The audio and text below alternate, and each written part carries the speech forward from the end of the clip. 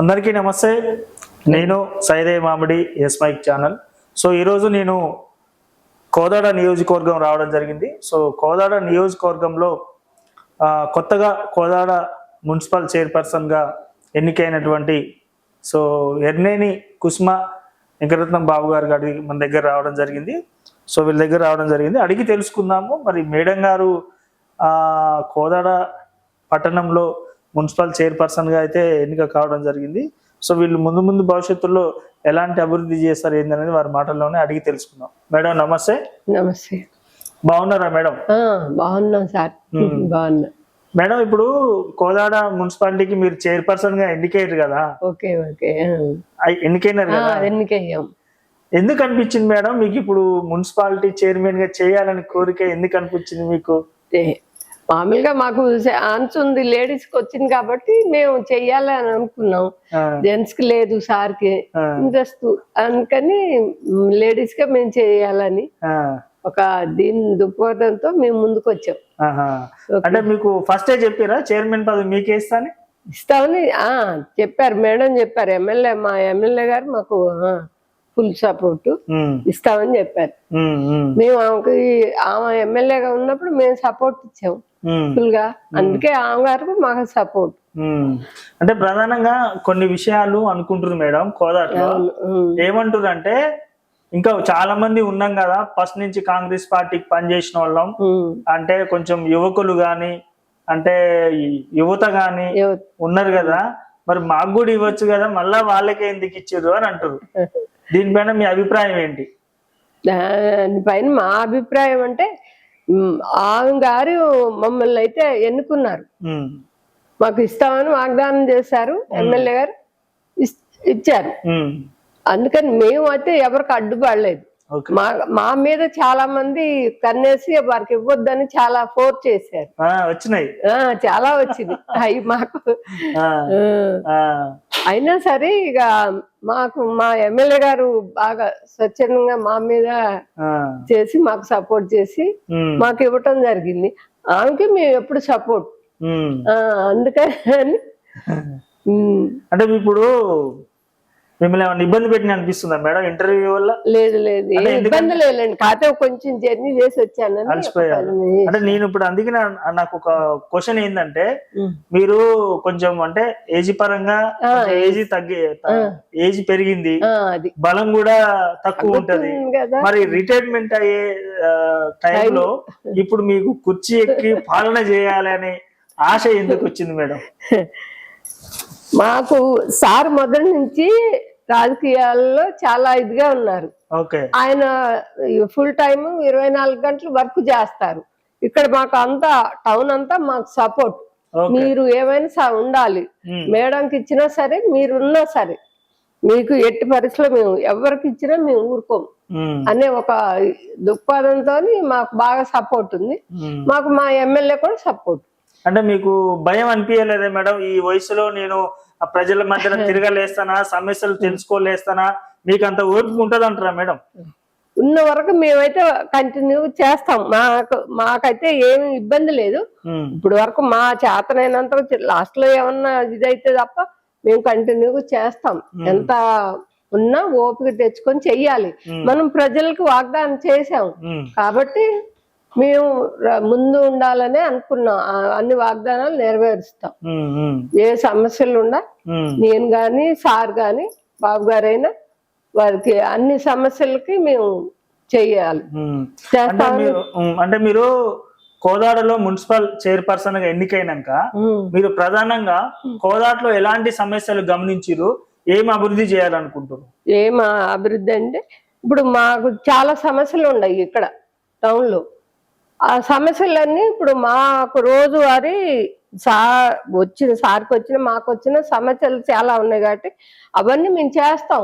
కాకపోతే మా ఎమ్మెల్యే గారు మినిస్టర్ గారి ద్వారా మాకు ఫండ్స్ లేకపోతే వారు ఇస్తామన్నారు. వారు ఇచ్చేదాకా ఉండి మేము చేయగలిగిన ప్రజాపాలన చేస్తాం.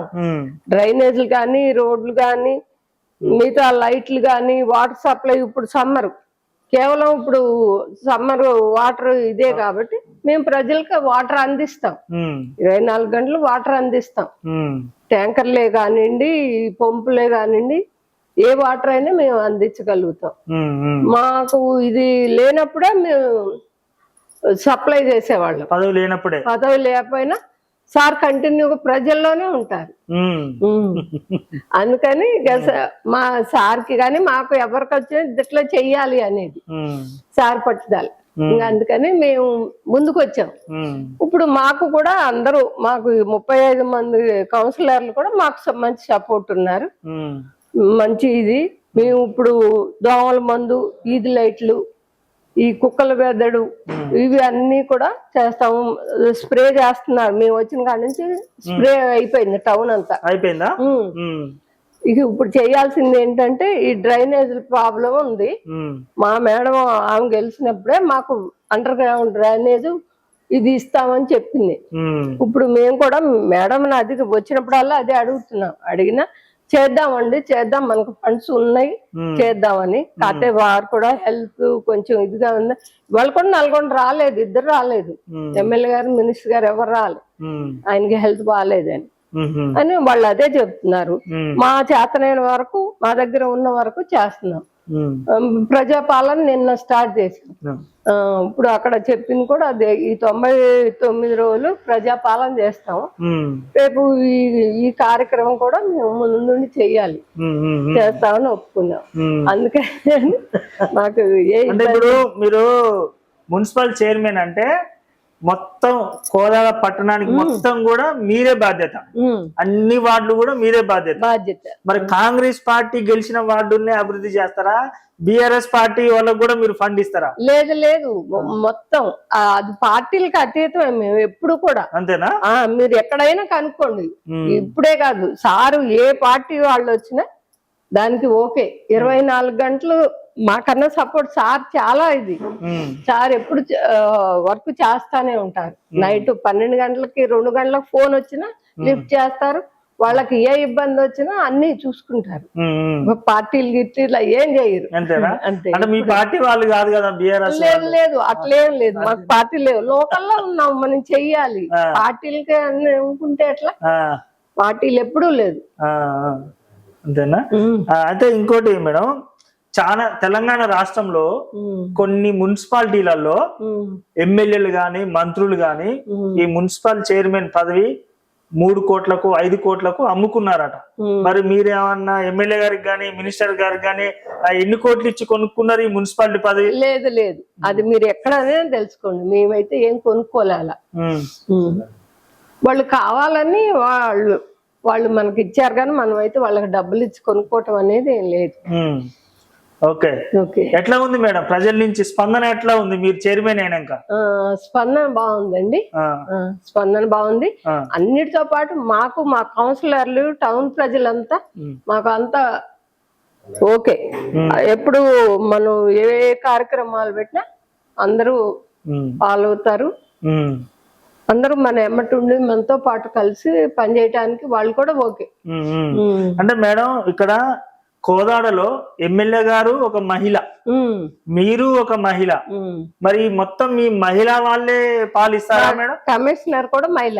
చూడు మరి అందరూ మా ఆఫీసు మాకు ఇప్పుడు కౌన్సిలర్ లో వదిలిన సగం మంది మహిళలే ఉన్నారు. మరి మగవారికి అవకాశం ఇయ్యరా? ఇవ్వని అలా ఏం లేదు. ఎవరికి అవకాశం వచ్చినప్పుడు వాళ్ళు నెక్స్ట్ రావచ్చు, దాన్ని ఉంది, రావద్దనే ఏమి ఉండదు. వాళ్ళకి కూడా వస్తుంది టైం. మనం కూడా ఏంటంటే మనం అన్నా ఊహించలేదు, వచ్చింది, కావాలన్నారు, ప్రజలు ఎన్నుకున్నారు. సో మేడం చెప్పండి. ప్రధానంగా చూసుకున్నట్టయితే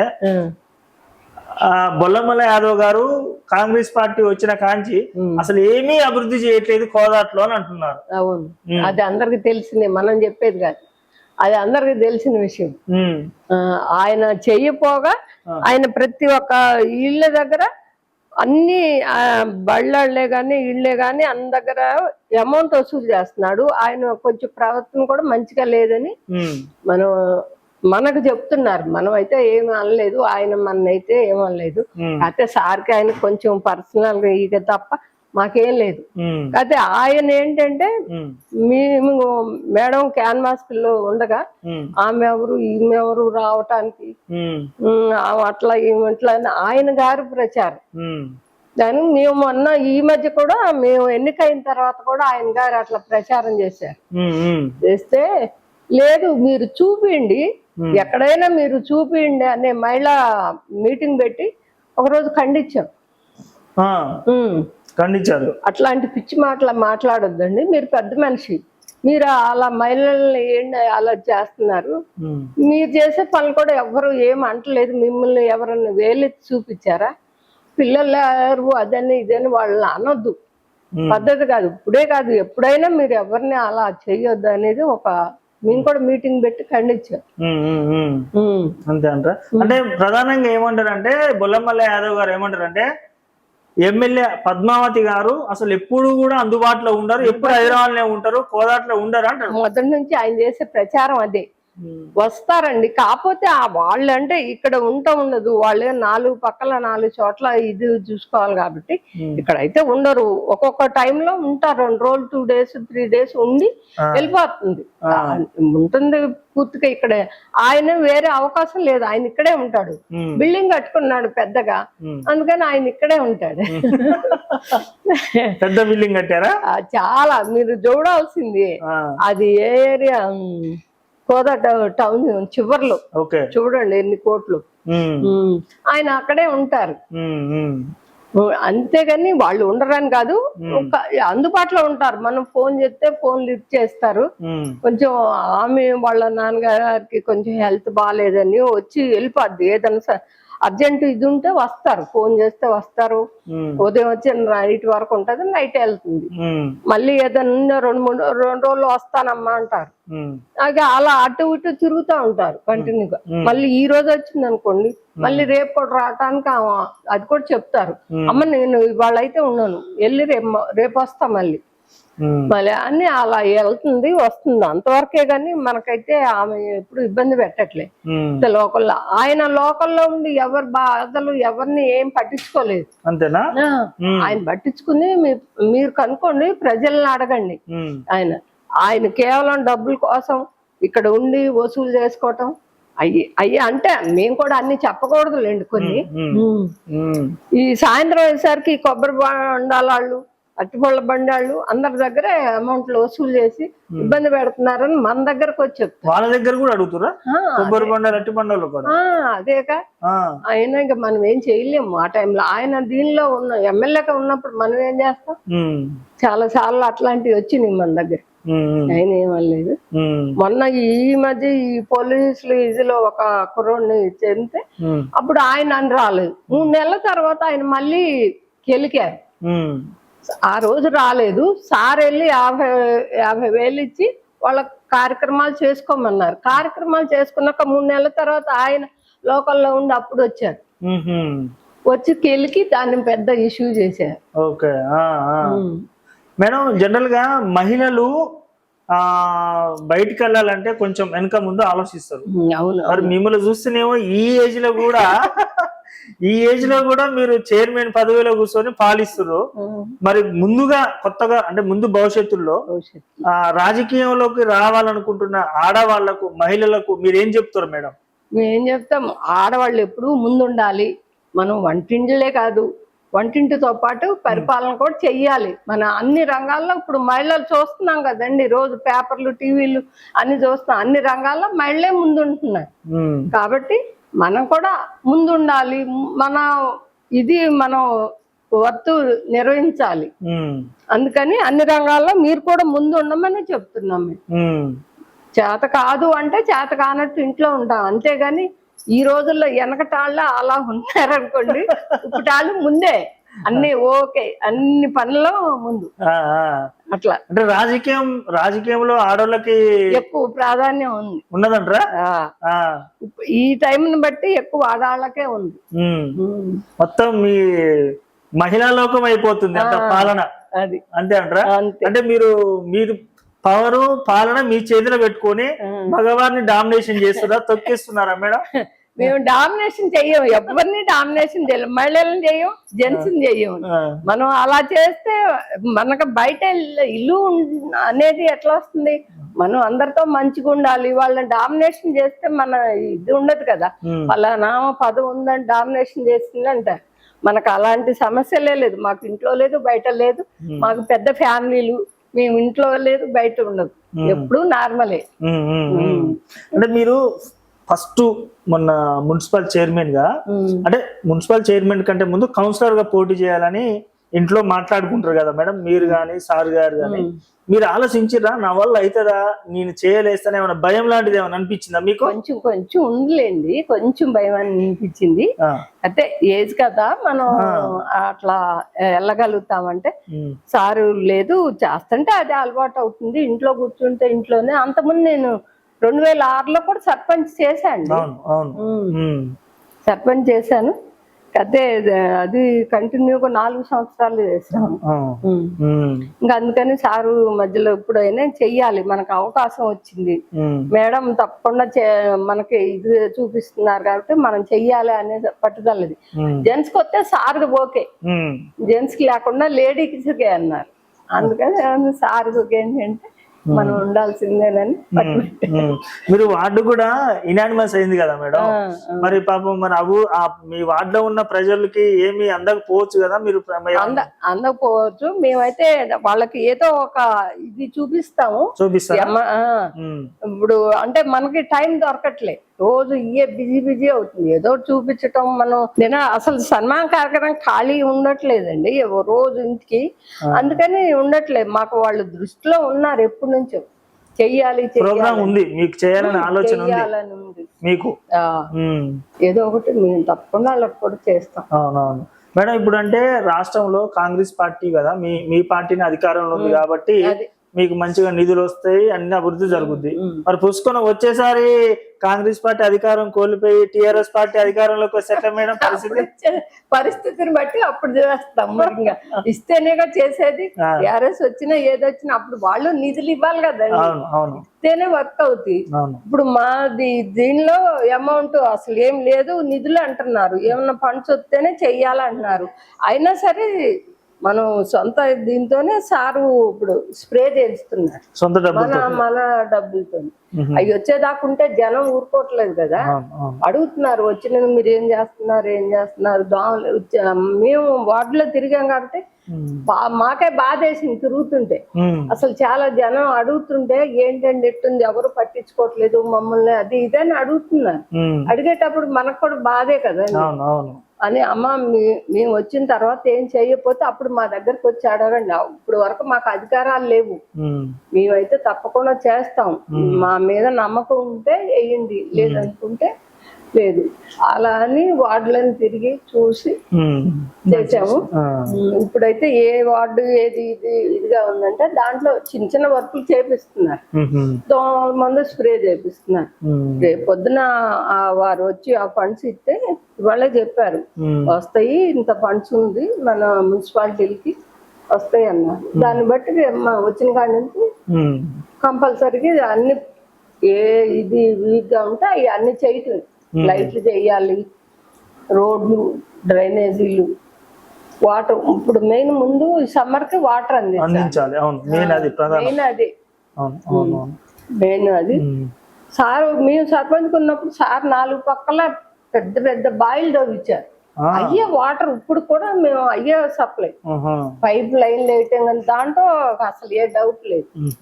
తర్వాత మధ్యలో ఇప్పుడు ఈ వాటర్ వచ్చింది కదండి, మిషన్ భగీరథ, దానివల్ల అక్కడక్కడ ఇప్పుడు అంటున్నారు కొంచెం మాకు వాటర్ తక్కువ ఉన్నాయండి. తక్కువ ఉంటే తక్కువ ఉన్న ఏరియాలో మేము చూస్తాం, చేపిద్దాం. బాయిలు ఒకటి పూడికి తెప్పించాలని ఇప్పుడు పైప్ లైన్ లో అన్ని చెక్ చేస్తున్నారు.